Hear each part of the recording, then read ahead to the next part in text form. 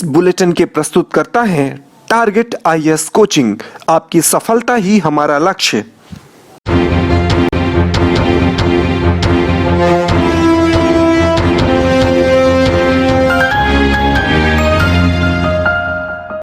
नमस्कार, आप देख रहे हैं रीवा दर्शन। मैं सचेता बघेल आपके साथ। आइए जान लेते हैं क्या है आज की प्रमुख खबरें। सोमवती अमावस्या पर महिलाओं ने की विशेष पूजा अर्चना।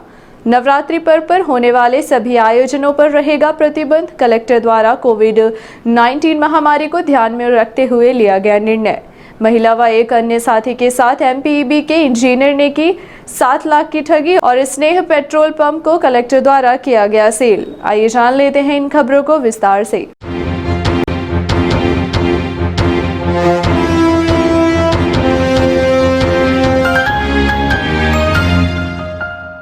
सोमवती अमावस्या पर महिलाओं ने की विशेष पूजा अर्चना। इस साल पड़ने वाली पहली और अंतिम सोमवती अमावस्या है। हिंदू धर्म में सोमवती अमावस्या का विशेष महत्व है। हिंदू कैलेंडर के अनुसार हर महीने अमावस्या आती, जो अमावस्या सोमवार के दिन पड़ती है उसे सोमवती अमावस्या कहते हैं। इस दिन चंद्रमा के दर्शन नहीं होते हैं। इस बार चैत्र महीने की सोमवती अमावस्या 12 अप्रैल दिन सोमवार को हुई। सोमवती अमावस्या पर शहर के चिरहुलानाथ मंदिर के अलावा अन्य धार्मिक स्थलों समेत कई जगह महिलाएं पीपल की पूजा अर्चना कर 108 परिक्रमा करते हुए देखी गई। आपको बता दें कि वर्ष 2021 में पड़ने वाली यह सोमवती अमावस्या एकलौती होगी। सोमवती अमावस्या सोमवार के दिन पड़ने से व्यक्ति भगवान शिव की पूजा अर्चना करके कुंडली में कमजोर चंद्रमा को बलवान कर सकता है। इस दिन किए गए दान का भी विशेष महत्व है। धार्मिक मान्यताओं के मुताबिक सोमवती अमावस्या के दिन किए गए दान से घर में सुख समृद्धि का वास होता है। सोमवती अमावस्या का महत्व पौराणिक कथाओं के अनुसार सोमवती अमावस्या के दिन पवित्र नदी, तालाब या कुंड में स्नान करके सूर्यदेव को अर्घ्य देने का विशेष महत्व है।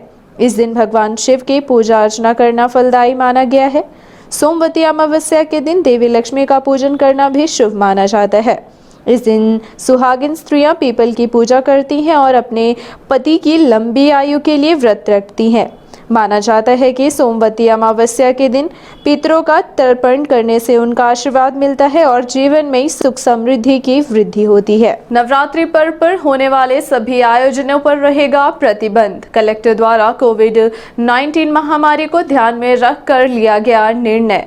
नवरात्रि पर अपने अपने घरों पर रहकर लोगों से पूजा पाठ करने की अपील की गई है। इसी तरह से रमजान पर्व पर भी व्यवस्था बनाई जाएगी। किसी भी प्रकार के चल समारोह पूर्णतः प्रतिबंधित होंगे। दुनिया भर में कोरोना के बढ़ते संक्रमण और मामलों को देखते हुए चैत्र नवरात्रि के अवसर पर इस बार भी मंदिरों में प्रतिबंध के आदेश दिए जा रहे हैं। रानी तालाब समेत अन्य मंदिरों पर लगने वाले मेले सहित अन्य आयोजनों पर भी प्रतिबंध लगा दिया गया है। साथ ही मंदिर को भी दर्शनार्थियों के लिए बंद रखा जाएगा। आगामी चैत्र नवरात्रि समेत रमजान पर्व को लेकर Rewa collector doctor Ilaiyaraaja T द्वारा बनाई जाने वाली व्यवस्थाओं के संबंध में जानकारी दी गई है और कहा गया है कि जिस तरह से रोज कोरोना के सैकड़ों मरीज सामने आ रहे हैं वह चिंता का विषय है और इससे निजात पाने हमें कई एहतियात बरतने पड़ेंगे। ऐसे समय में नवरात्रि व रमजान पर्व पर छूट होने से संक्रमण का खतरा और तेजी से बढ़ सकता है। इसलिए कई प्रकार की व्यवस्थाओं को चौक चौबंद किए जाने की तैयारी शुरू कर दी गई है। जिला प्रशासन एवं मंदिर प्रबंधन समिति द्वारा यह भी फैसला लिया गया है कि ऐसे हालातों में दर्शनार्थियों के लिए मंदिर के पट खोलने उचित नहीं होंगे। इस संबंध में बीते 24 मार्च को प्रशासन एवं मंदिर प्रबंधन समिति की संयुक्त बैठक आहूत की गई थी, जिसमें सर्वसहमति से यह निर्णय लिया गया था कि कोरोना संक्रमण को देखते हुए मंदिर परिसर को बंद रखना ही उचित होगा, क्योंकि रानी तालाब मंदिर शहर के हजारों लोगों की आस्था का केंद्र है और यहाँ नवरात्रि में भारी भीड़ लगती है। मंदिर में दर्शन करने सुबह 4 बजे से ही भक्तों का तांता लगने लगता है। इसी बात को मद्देनजर रखते हुए यह फैसला लिया गया है। इसी के साथ रमजान पर्व को लेकर भी कलेक्टर डॉक्टर इलैयाराजा टी द्वारा गाइडलाइन जारी कर दी गई है और सभी धर्म के लोगों से अपील की है कि जनता की सुरक्षा को दृष्टिगत रखते हुए जो निर्णय लिए गए हैं वह जनता के सहयोग से ही पूरी तरह से पूरे होंगे। इसलिए अपने अपने घरों पर रहकर पूजा और इबादत करें। आइए सुनाते हैं इस संबंध में कलेक्टर ने क्या कहा। लेकर है ना डिटेल्ड इंस्ट्रक्शंस ऑलरेडी इशूड है। हम लोग डिस्ट्रिक्ट क्राइसिस मैनेजमेंट कमेटी के द्वारा ये पहले से निर्णय लिया गया है। उसके बाद है ना 144 ऑर्डर है ना इशूड है। कोई भी है ना मेला, चल समारोह और लार्ज लेवल के फंक्शंस हैं कोई भी अलाउड नहीं रहेगा।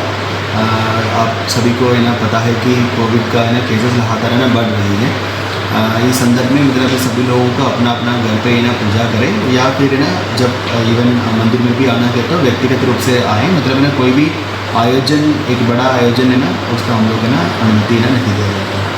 सर जैसे कि रानी तलाव के पट खोलेंगे तो लोग सवेरे से 4 बजे सुबह से भीड़ की एकजुट होने लगती है, तो उसको रोकने के लिए कैसे प्रयास करें? मैं इसके बारे में एक्चुअली लोकल एसडीएम से बात करूँगा। पहले से अनाउंसमेंट है ना वहाँ शुरू कर दें। लोग एक साथ है ना कभी भी है ना एक प्लेस पे ना इकट्ठे ना हो, इसके लेकर हम लोग है ना सतर्क रहेंगे। पुलिस एडमिनिस्ट्रेशन को भी ना इन्फॉर्म किया जाए कि वो पहले से ना अपना अरेंजमेंट्स कर दें।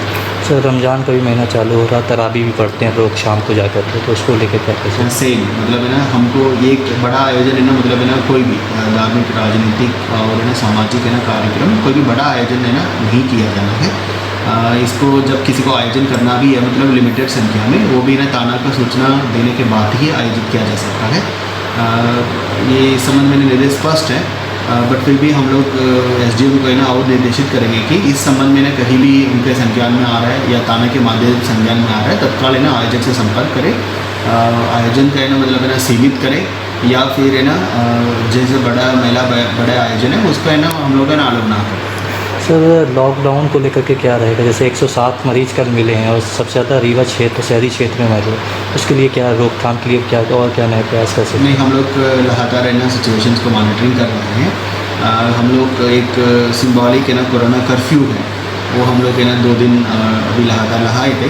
अभी के हम लोग सिचुएशन का ऑब्जर्व करेंगे कि लोग अपना है ना सचेत रहे कि मास्क पहने या कोई भी है ना लापरवाही ना ज़्यादा दिखने के लिए मिलेंगे या ज़्यादा केसेस आएंगे।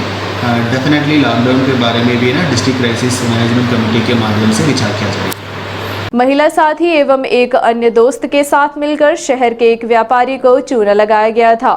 इधर मामला पुलिस के संज्ञान में आते ही 2 आरोपियों को गिरफ्तार कर लिया गया है तथा इनकी सहयोगी महिला की तलाश की जा रही है जो फरार बताई जा रही है। इस ठगी के मामले को अंजाम देने वाले इंजीनियर का नाम प्रकाश चंद निगम है जो किसी बड़े आरोप में निलंबित बताया जा रहा है। इस कार्य को अंजाम देने में एमपीबी के इंजीनियर के साथ साहिल खान नामक व्यक्ति को अमैया पुलिस ने हिरासत में ले लिया है। हालांकि अभी भी इंजीनियर के साथ इस ठगी को अंजाम देने वाली महिला वंदना सिंह फरार हो गई है जिसकी तलाश पुलिस द्वारा की जा रही है। ठगी का शिकार हुए अनिल अग्रवाल द्वारा पूरी घटना के संबंध में जानकारी दी गई और बताया गया कि वह व्यापार के लिए दुकान की तलाश कर रहे थे। तभी उनकी मुलाकात गांधी कॉम्प्लेक्स की एक दुकान में साहिल खान नामक युवक से हुई। फिर जो हुआ आपको हम पीड़ित व्यापारी से ही सुनाते हैं। क्या मामला क्या है? मामला ये था कि हमें एक दुकान की आवश्यकता थी और मैंने अपने दोस्त यारों से प्रयास किया बात करने का कि कहीं से हमें दुकान मिल जाए। ये साहिल नाम का लड़का जो है कहीं काम करता था कपड़े की दुकान में, तो वहाँ मैंने उस दुकान के मालिक से हमारे संबंध थे तो मैंने उससे बोला कि हमें कोई दुकान दिला दो। तो ये साहिल जो है मेरे से बोला कि अंकल आप चिंता ना करें, आपको एक दुकान हम दिलवाएंगे, हमारे एक ठाकुर साहब परिचित के हैं और मैं आपको दुकान दिलवाऊंगा। बात ख़त्म हो गई। उसके बाद ये दुकान आया मेरे और बोला अंकल उस दुकान का एग्रीमेंट हो रहा है, कोई ले रहा है, तो अगर आपको लेना है तो चूँकि हमने आपको प्रॉमिस किया है तो मैं उस बात के मुताबिक मैं आपके पास आया हूँ, अगर लेना हो तो आप ले सकते हो, पहला मौका आपको है। तो हमें ये विश्वास हुआ कि ये चल के आया है और बोल रहा है और कुछ दिन पहले मेरी बात भी हुई थी तो होगा तभी ये आया है। हमने उसके ऊपर विश्वास कर लिया और विश्वास के दौरान जो है मैंने उससे एग्रीमेंट कर लिया। एग्रीमेंट करके मैंने उसको पैसे दे दिए और पैसे जब हम देने लगे तो उसने बोला कि वंदना सिंह के नाम से 5 लाख का चेक दे दो। हम कहने एग्रीमेंट तो सुरेंद्र सिंह कर रहे हैं, ये वंदना सिंह कौन है? कहने उनकी पत्नी है। तो मैं बात कराओ सुरेंद्र सिंह से, तो उन्होंने हमसे सुरेंद्र सिंह से बात कराई। जब बात करी सुरेंद्र सिंह बोले कोई ज़्यादा नहीं चिंता की बात है, पत्नी तो हमारी है, हम एग्रीमेंट में लिख रहे हैं, तो आप चेक काट दीजिए, कोई दिक्कत नहीं है। तो हमने उसके विश्वास पे होकर के हमने 5 लाख का चेक वंदना सिंह के नाम से काट दिया। फिर ये 2 लाख रुपए हमसे कैश ले लिया, बात ख़त्म हो गई। उसके बाद हमारे यहाँ घर में गमी हो गई, तो तो हम उसमें व्यस्त थे। हमारा भांजा ख़त्म हो गया उसी टाइम पे, उसमें हम परेशान थे। उसके बाद ये अभी जब हमारे यहाँ गमी हुई फगुआ, होली के दूसरे दिन फगुआ में, तो उसने फ़ोन किया कि अंकल ऐसी ऐसी बात है, 3 लाख रुपए हमें आप और दे दीजिए तो मैं 10 लाख का एग्रीमेंट आपसे कर लूँगा, और 3 साल का जो हमारा एग्रीमेंट का है उसमें आप 3 साल का किराया हमें मत दीजिएगा, तो उसमें आप ही का फ़ायदा है। तो हम भी थोड़ा सा लालच में आ गए और सोचे कि चलो कोई बात नहीं भाई, 2 पैसा अपने को बच रहा है, दिन भर दौड़ धूप करते मेहनत करते हैं, तो चलो कोई बात नहीं है। हमने उसके झांसे में आके हमने कहा कि ठीक है। तो ये आए दिन फ़ोन करता रहा कि पैसे दे दीजिए। हमारे यहाँ गमी थी तो हम खर्च निकल नहीं पा रहे थे। फिर मैं राग फूल लेकर जब इलाहाबाद गया 10वें दिन, तो इसने फिर फ़ोन किया। तो मैंने बेटा अभी हम इलाहाबाद में इलाहाबाद से लौट के आते हैं तो मैं तुमको 3 लाख रुपए देता हूँ। तो जब मैं लौट के आया तो मैंने मिसेस से बोला कि वो 3 लाख रुपए मांग रहा है तो क्या करें। तो मिसेस ने कहा कि थोड़ा एक बार पता तो करो कि दुकान एक्चुअल है कि नहीं है, क्या है। अभी तो आपने मुँह जबानी विश्वास पे साफ काम किया है और 3 लाख देने की बात नहीं है, पहले पता कर लो दुकान एक्चुअल किसके नाम है, फिर आप दे दो 3 लाख रुपए। हम बोले ठीक है। मैं गया समदड़िया में, वहाँ मैंने पता किया तो उन्होंने बोला साहब ये किसी गुप्ता के नाम है। फिर हमारे 1-2 मित्र और थे जो समदड़िया से जुड़े हैं, उनसे मैंने संपर्क किया तो उन्होंने भी बताया कि ये साहब ऐसा प्रकरण है। हमें डाउट हुआ कि ये फर्जी मामला है। अब फर्जी मामला है तो दिमाग तो ख़राब हो ही गया हमारा। उसके बाद हम कहे कि अब इसको अगर नहीं पकड़ते हैं तो भाग जाएगा, इसको पता चल जाएगा। तो हमने इसको 3 लाख देने के लिए दुकान बुलवाया कि आगे 3 लाख रुपए ले जाओ। फिर जब ये आ गया दुकान तो हम बोले कि अभी हम उसके कॉन्फिडेंस में थे, अब वो हमारे कॉन्फिडेंस में आ गया। तो मैंने बोला कि अब तुम चलो ऐसा करो कि वो आदमी चला गया है यहाँ से और चलो हम पैसा तुम्हें दिलवाते हैं उससे। तो मैं उसको लेकर आया और सीधे थाने के अंदर गाड़ी मैंने लगा दी और सब प्रकरण श्रीमान जी को अवगत कराया। कौन था दूसरा व्यक्ति, कौन था, कहाँ काम करता? ये था दूसरा व्यक्ति सैलू निगम। वो हमें बोला कि मैं सुरेंद्र सिंह हूँ, मैं पहचानता नहीं था। और कार और में आया बढ़िया डट के, हमें लगा कि ये ठाकुर दिख रहा है। और ये वंदना सिंह कौन? वंदना सिंह उसी रखायल है, सुरेंद्र सिंह इसकी सैलू निगम की। आपका नाम क्या सर? हमारा नाम अनिल अग्रवाल है। इस सैलू निगम कहाँ काम करता है? ये सैलू निगम सब इंजीनियर है MPV में, तो वहाँ पर सब इंजीनियर साहब सस्पेंड है इस समय। ये एग्रीमेंट हमने किया था 18/2 को। आपको बता दें कि ठगी की घटना को अंजाम देने वाले लोग पहले एडवांस के तौर पर 2 लाख रुपए लिए, उसके बाद 5 लाख का चेक वंदना सिंह के नाम से लिया गया और अभी 3 लाख रुपए और मांगे जा रहे थे। जिसके बाद व्यापारी को शंका हुई और उसके द्वारा छानबीन की गई, तब पता चला कि सुरेंद्र सिंह नामक व्यक्ति के नाम कोई दुकान नहीं है। जो दुकानें दिखाई गई थी वह किसी गुप्ता के नाम पर है। इस ठगी की वारदात को लेकर अमहिया थाना प्रभारी शिवा अग्रवाल से बात की गई तो उनके द्वारा बताया गया कि अनिल अग्रवाल की शिकायत के बाद अमहिया पुलिस ने मामला पंजीबद्ध कर 2 आरोपियों को गिरफ्तार कर लिया है, जबकि महिला साथी अभी भी फरार बताई जा रही है, जिसकी जल्द ही तलाश कर ली जाएगी। आया सामने, क्या मामला है सर? मामला ये है कि एक MPV का एक इंजीनियर है, जूनियर इंजीनियर, और साहिल खान के साथ मिलकर, एक महिला पार्टनर के साथ अपनी मिलकर, ये एक कुशाग अग्रवाल और उनके पिताजी को समदड़िया में दुकान किराए से दिलवाने के नाम से फ्रॉड किए हैं। अपनी दुकान सुरेंद्र सिंह के नाम से बता के निगम ने, और अपने आप को सुरेंद्र सिंह बता के उनके साथ 7 लाख रुपए की ठगी कर ली। 7 लाख रुपए कैश व चेक के माध्यम से ले लिए। जब उसने दुकान का पता किया तो वहाँ पर इस नाम से कोई दुकान रजिस्टर्ड नहीं थी। तब उन्होंने हमारे पास आकर शिकायत की और हमने तस्दीक की, दोनों को गिरफ्तार किया है। एक महिला इनकी जो साथी थी उसकी गिरफ्तारी बाकी है और हम इनसे बरामदगी के भी काफ़ी प्रयास किए, लेकिन वो कोई भी बरामदगी हम इनसे नहीं कर पाए। साहिल ने अपनी बहन की शादी में पूरा पैसा खर्च कर दिया। अभी रिसेंटली उसकी 1 हफ्ते पहले बहन की शादी हुई है। और साथ में ये निगम ने अपना पूरा पैसा अपनी नौकरी में रीस्टेट होने के लिए 3 लाख रुपए खर्च कर दिया, ऐसा वो बता रहे हैं दोनों लोग मिलकर। तो ये निगम कहाँ पे पदस्थ है? सीधी में पदस्थ है, सस्पेंड है, MPV से सस्पेंड है। स्नेह पेट्रोल पंप को कलेक्टर द्वारा कर दिया गया सील। यह कार्यवाही पेट्रोल पंप पर बिना मास्क के काम करते पाए जाने पर हुई है। साथ ही पेट्रोल पंप के सामने खड़ी महालक्ष्मी ट्रेवल्स की 2 बसों को भी जब्त किया गया है। रीवा में बढ़ते कोरोना वायरस के संक्रमण को मद्देनजर रखते हुए collector doctor Ilaiya Raja T द्वारा शुरू से ही सख्त कदम उठाए जा रहे हैं। साथ ही उनके द्वारा सख्ती से आदेश भी जारी किए जा चुके हैं कि महामारी के दौरान किसी भी प्रकार की लापरवाही कतई बर्दाश्त नहीं की जाएगी। बावजूद इसके लोग अपनी मनमानी पर आमादा है, जिसे देखते हुए collector doctor Ilaiya Raja T द्वारा शासन प्रशासन के निर्देशों का उल्लंघन करने वालों पर कठोरता से कार्यवाही की जा रही है। कलेक्टर द्वारा की जा रही ताबड़तोड़ कार्यवाही से जिले भर में कंप मचा हुआ है।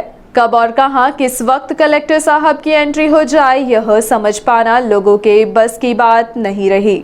सोमवार को लॉकडाउन के बाद जैसे ही कुछ छूट मिली, लोग फिर से बाजार में तमाम नियम कायदों को ताक पर रखकर पहुंचने लगे और इधर collector doctor Ilaiya Raja T स्वयं सुबह नगर भ्रमण करने निकल पड़े और इस दौरान जहां भी लोग नियम कानून का उल्लंघन करते पाए गए, उनके खिलाफ सख्ती से कार्यवाही की गई। इस कड़ी में विश्वविद्यालय मार्ग स्थित संचालित स्नेह पेट्रोल पंप में बिना मास्क लगाए काम कर रहे कर्मचारियों पर पड़ी, जिसके बाद उन्होंने सीधे पेट्रोल पंप को सील करा दिया। इतना ही नहीं, पेट्रोल पंप के सामने खड़ी लक्ष्मी ट्रेवल्स की 2 बसों को भी जब्त किया गया है। Rewa collector doctor Ilaiya Raja T corona संक्रमण से निपटने पूरी मुस्तैदी से कार्य कर रहे हैं। इस दौरान शासन की गाइडलाइन का उल्लंघन करने वाले लोगों को किसी भी तरीके से बख्शा नहीं जा रहा है, फिर चाहे वो छोटे व्यापारी हो या बड़े, सबके खिलाफ कार्यवाही की जा रही है। सोमवार को विश्वविद्यालय मार्ग पर भ्रमण में निकले और स्नेह पेट्रोल पंप में बिना मास्क पहने पेट्रोल पंप पर काम कर रहे कर्मचारियों को देखा, जिसके बाद उन्होंने सीधे पेट्रोल पंप को ही सील करा दिया। कलेक्टर के निर्देशन पर यह कार्यवाही यातायात डीएसपी मनोज वर्मा द्वारा की गई।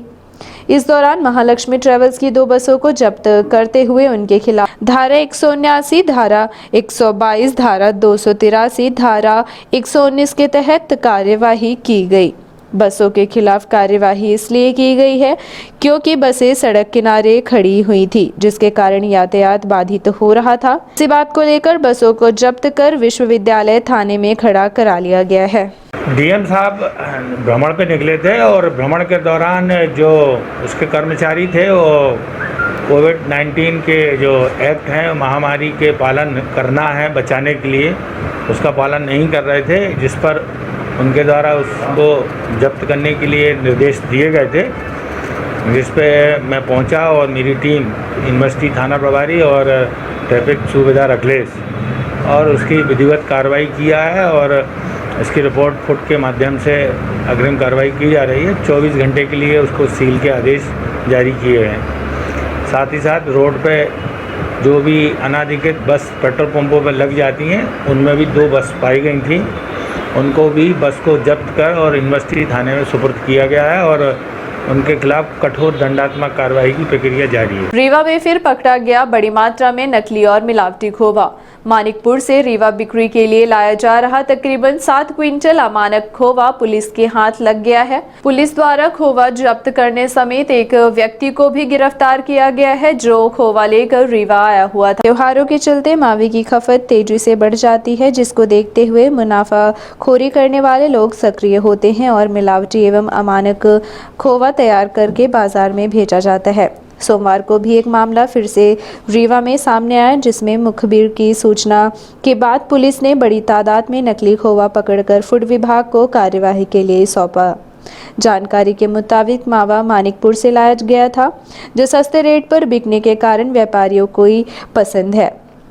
व्यापारी इसे पैसे कमाने के लालच में खरीद कर गुणवत्ता विहीन मिठाइयाँ बनाकर बिक्री करते हैं। रीवा में पहले भी कई बार गुणवत्ता विहीन खोवा पकड़ा जा चुका है। सोमवार को यह कार्यवाही यातायात पुलिस ने की है, जहां एक ऑटो में बड़ी तादाद में मावा लोड होने की बातें सामने आई। यह बस स्टैंड के पास का है, जहां मौके पर पहुंची यातायात पुलिस ने खोवा जब्त कर सिविल लाइन थाने को सुपुर्द कर दिया, जिस पर खाद्य विभाग की टीम कार्यवाही कर रही है। खाद्य विभाग की जांच के बाद ही गुणवत्ता की जानकारी सामने आ पाएगी, जिसके बाद कार्यवाही की जाएगी।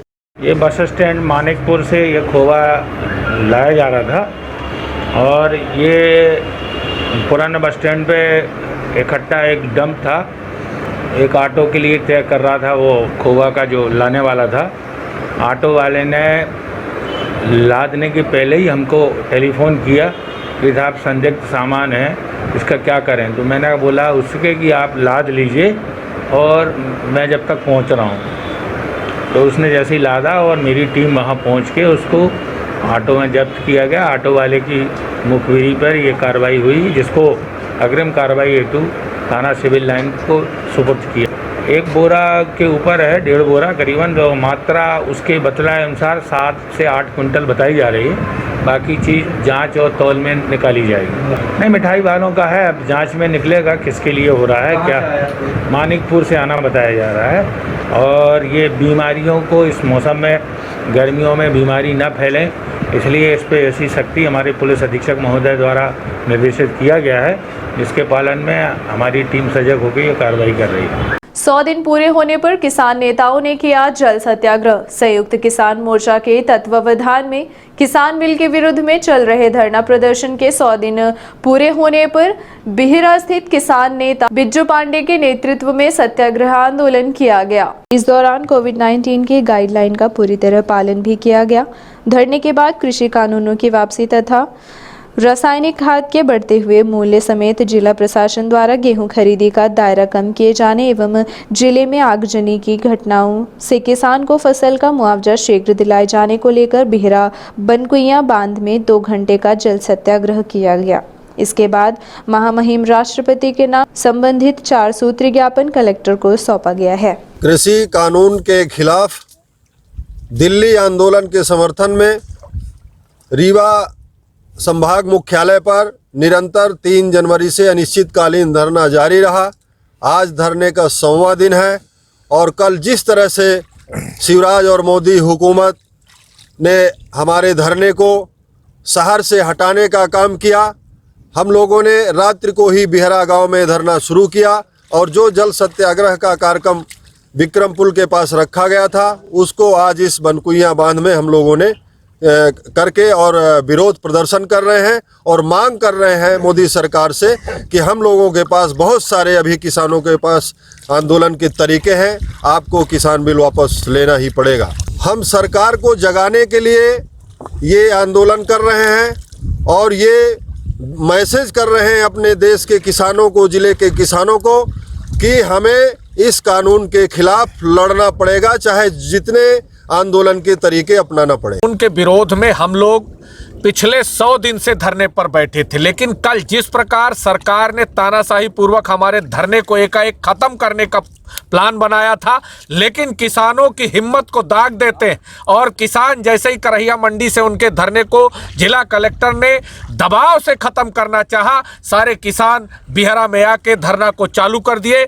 आज 100 दिन पूरे होने के उपलक्ष्य में संयुक्त किसान मोर्चे ने जल सत्याग्रह का आंदोलन किया था और बाबा घाट में निरस्त करके हम लोगों ने इस बिहरा की पावन धरा में आके जल सत्याग्रह किया है। जब तक काले कानून वापस नहीं होंगे ये सत्याग्रह जारी रहेंगे। सरकार तानाशाह होती है, लेकिन जनता के आगे, लोकतंत्र में प्रजा के आगे, किसान के आगे हर सरकारों को झुकना पड़ा है। 1908 में भगत सिंह के चाचा ने अंग्रेजों के हुकूमत के खिलाफ 3 कानूनों के खिलाफ 9 महीने आंदोलन किया था। हम उसी हिंदुस्तान के किसान हैं। हम 2024 तक सरकार को हटाने तक आंदोलन जारी रखेंगे। जनपद पंचायत सिरमौर स्थित उप स्वास्थ्य केंद्र बीड़ा में आयोजित किया गया टीका उत्सव।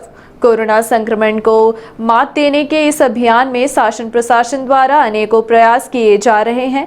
इसी कड़ी में लोगों को सरल व सुगम तरीके से टीका लगाए जाने देश प्रदेश भर में टीका उत्सव चलाया जा रहा है, जिसके माध्यम से लोगों को टीका लगवाने प्रेरित किया जा रहा है। साथ ही कोरोना संक्रमण से बचाने जागरूक भी किया जा रहा है। देश प्रदेश एवं जिला मुख्यालय के साथ साथ कोरोना से बचने टीका उत्सव अभियान नगर पंचायत, जनपद क्षेत्र तथा गांव-गांव में चलाया जा रहा है। 11 अप्रैल से 14 अप्रैल तक चलने वाले इस अभियान का मुख्य उद्देश्य यह है कि ज़्यादा से ज़्यादा लोगों का वैक्सीनेशन किया जा सके। इसी अभियान के तहत सिरमौर जनपद पंचायत क्षेत्र अंतर्गत उप स्वास्थ्य केंद्र बीड़ा में जनपद अध्यक्ष प्रतिनिधि संजय द्विवेदी की मौजूदगी में टीका उत्सव का कार्यक्रम आयोजित किया जा रहा है, जहां लोग बढ़ चढ़कर हिस्सा ले रहे हैं और कोरोना वायरस का टीका लगवा रहे हैं। इस अवसर पर मौजूद अध्यक्ष प्रतिनिधि संजय द्विवेदी द्वारा क्षेत्र भर के समस्त ग्रामवासियों एवं प्रबुद्धजनों से अपील की गई है कि अधिक से अधिक लोग अपने नज़दीकी स्वास्थ्य केंद्र में पहुंचकर खुद के साथ ही अपने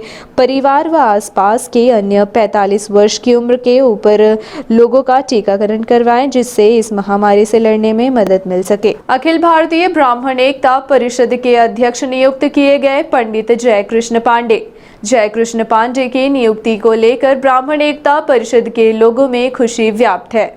जिला अध्यक्ष पद पर हुई इनकी नियुक्ति को लेकर परिषद के पदाधिकारियों ने उन्हें शुभकामनाएं भी दी है। पंडित जयकृष्ण पांडे रीवा शहर के गड़रिया लोही के रहने वाले हैं, जिनकी नियुक्ति अखिल भारतीय ब्राह्मण एकता परिषद के प्रदेश अध्यक्ष एस कुमार चनपुरिया द्वारा की गई है। ऐसा माना जा रहा है कि श्री पांडे की नियुक्ति से जिले भर में संगठन का विस्तार होगा एवं ब्राह्मण समाज की एकता और क्षमता के साथ आपसी सौहार्द एवं बंधुत्व की भावना भी जागृत। अब शुरू हुआ कोरोना का असली कहर। रीवा में फिर हुआ कोरोना का सबसे बड़ा विस्फोट। नहीं थम रही संक्रमित मरीजों की संख्या। सोमवार को मिले 166 मरीज। मार्च माह के अंतिम तथा अप्रैल के शुरुआत से लगातार जिले में कोरोना संक्रमित मरीजों की संख्या बढ़ने का सिलसिला तेजी से शुरू हुआ, जो अब सैकड़ों से ऊपर जा चुका है। विगत कई दिनों से कोरोना अपने शबब पर है। जिस तरह से आए दिन सैकड़ों की संख्या में संक्रमित मरीज पाए जा रहे हैं, वह अत्यंत घातक साबित होगा। रविवार को 107 कोरोना संक्रमित मरीजों की संख्या सामने आई। उसके बाद सोमवार को कुल संख्या बढ़कर 166 पहुंच चुकी है। उसके बाद सोमवार को यह संख्या बढ़कर 166 पहुंच चुकी है, जो अब तक की सबसे बड़ी संख्या मानी जा रही है। जिस तरह से कोरोना संक्रमण बढ़ रहा है, वह शासन प्रशासन तथा आम लोगों के लिए चिंता का विषय है। एक दिन में रिकॉर्ड तोड़ 166 कोरोना संक्रमित मरीज मिलने के बाद रीवा शहर व जिले भर में हड़कंप मचा हुआ है। लगातार जिले में संक्रमण भयावह रूप लेता जा रहा है। सोमवार को 1968 लोगों की कोरोना जांच की गई, जिसमें अब तक की संख्या सबसे बड़ी मानी जा रही है, यानी कि 166 संक्रमित मरीज पाए गए। अगर हम 1 अप्रैल से अब तक के कोरोना संक्रमित मरीजों की संख्या पर नजर डालें तो वह इस प्रकार से है। आपको बता दें, 1 अप्रैल को कोरोना मरीज की संख्या 20 थी। 2 अप्रैल को यह संख्या 21 हो गई। 3 अप्रैल को संख्या बढ़कर 29 हो गई और फिर लगातार संख्या तेजी से बढ़ती चली गई। 4 अप्रैल को 42 मरीज सामने आए। 5 अप्रैल को 57, 6 अप्रैल को संख्या बढ़कर 60 हो गई। 7 अप्रैल को 53 मरीज सामने आए। इसके बाद 8 अप्रैल को कोरोना संक्रमित मरीजों की संख्या फिर तेजी से बढ़ी और 82 पहुंच गई। 9 अप्रैल को 83 मरीज पाए गए। 10 अप्रैल को संख्या 95 पहुंच गई। इसके बाद 11 अप्रैल को यह संख्या शतक के पार पहुंची और 107 मरीज सामने आए। 12 अप्रैल की बात करें तो संक्रमित मरीजों की अब तक की सबसे बड़ी रिकॉर्ड संख्या सामने आई है, जिसके बाद सोमवार को संक्रमण का एक दिन का आंकड़ा 166 हो गया है, जो रीवा के लिए दुखद व जानलेवा मानी जा रही है।